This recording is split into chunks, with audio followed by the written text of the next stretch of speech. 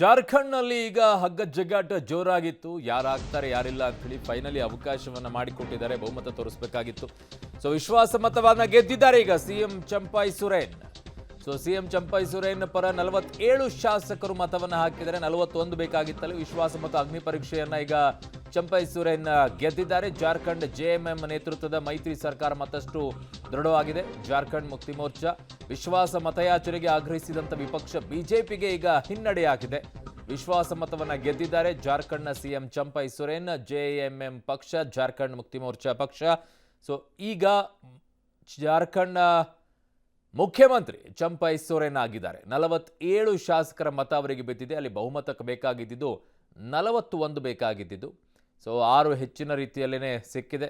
ಸಮಸ್ಯೆ ಇಲ್ಲ. ವಿಶ್ವಾಸವನ್ನ ಈಗ ಗೆದ್ದಿದ್ದಾರೆ. ಹಾಗಾಗಿ ನೂತನ ಜಾರ್ಖಂಡ್ನ ಸಿಎಂ ಚಂಪೈ ಸೊರೇನ್ ಆಗಿದ್ದಾರೆ. ಈಗ ಬಹುದೊಡ್ಡ ಚರ್ಚೆ ಆಗ್ತಾ ಇತ್ತು. ಹೈದರಾಬಾದಿಗೆ ಕೆಲವರನ್ನ ತಂದಿಟ್ಕೊಂಡಿದ್ರು. ರೆಸಾರ್ಟ್ಗಳಲ್ಲೆಲ್ಲ ಜೋರಾಗಿ ತಿಕ್ಕಾಟ ನಡೀತಾ ಇತ್ತಲ್ಲಿ ಏನಾಗುತ್ತೆ ಅಂತೇಳಿ. ಬಿಜೆಪಿ ಒಂದು ಪ್ರಯತ್ನವನ್ನ ಮಾಡ್ತಾ ಇತ್ತು, ಅವಕಾಶ ಆದರೆ ನೋಡೋಣ ಅಂತ ಹೇಳಿ.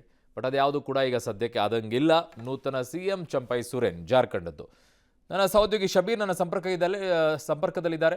ಶಬೀರ್, ಈಗ ಸಿಕ್ಕಾಪಟ್ಟೆ ಜಾರ್ಖಂಡ್ನ ಮುಖ್ಯಮಂತ್ರಿ ವಿಚಾರದಲ್ಲಿ ದೊಡ್ಡ ಮಟ್ಟದ ಚರ್ಚೆ ನಡೀತಾ ಇತ್ತು. ಈಗ ಫೈನಲಿ ಎಲ್ಲವೂ ಕೂಡ ಸುಸೂತ್ರವಾಗಿ ಆಯ್ತಾ?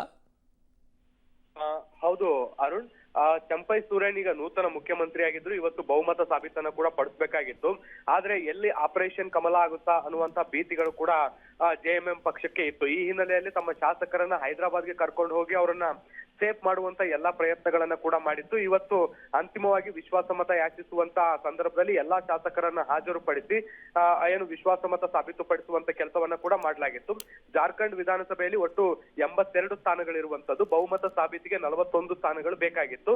ಈಗ ಚಂಪೈ ಸೊರೇನ್ ಅವರ ಪರವಾಗಿ 47 ಶಾಸಕರು ಮತ ಚಲಾವಣೆ ಮಾಡಿರುವಂತ ಹಿನ್ನೆಲೆಯಲ್ಲಿ ಅವರೀಗ ಮುಖ್ಯಮಂತ್ರಿಯಾಗಿ ಮುಂದುವರಿಲಿಕ್ಕೆ ಯಾವುದೇ ರೀತಿಯಾದಂತಹ ಸಮಸ್ಯೆಗಳು ಇಲ್ಲದೆ ಅಂತ ಆಗಿರುವಂತದ್ದು. ಹೀಗಾಗಿ ಒಂದು ಬಹುದೊಡ್ಡ ಬೆಳವಣಿಗೆ ಏನಿತ್ತು ಅದನ್ನ ಯಶಸ್ವಿಯಾಗಿ ಈಗ ಜೆಎಂಎಂ ಪಕ್ಷ ಮುಕ್ತಿರುವಂತದ್ದು. ಹೀಗಾಗಿ ಮುಂದಿನ ದಿನಗಳಲ್ಲಿ ಈಗ ಹೇಮಂತ್ ಸೊರೇನ್ ಬದಲಿಗೆ ಚಂಪೈ ಸೊರೇನ್ ಈಗ ಮುಖ್ಯಮಂತ್ರಿಯಾಗಿ ಮುಂದುವರಿಲಿದ್ದಾರೆ.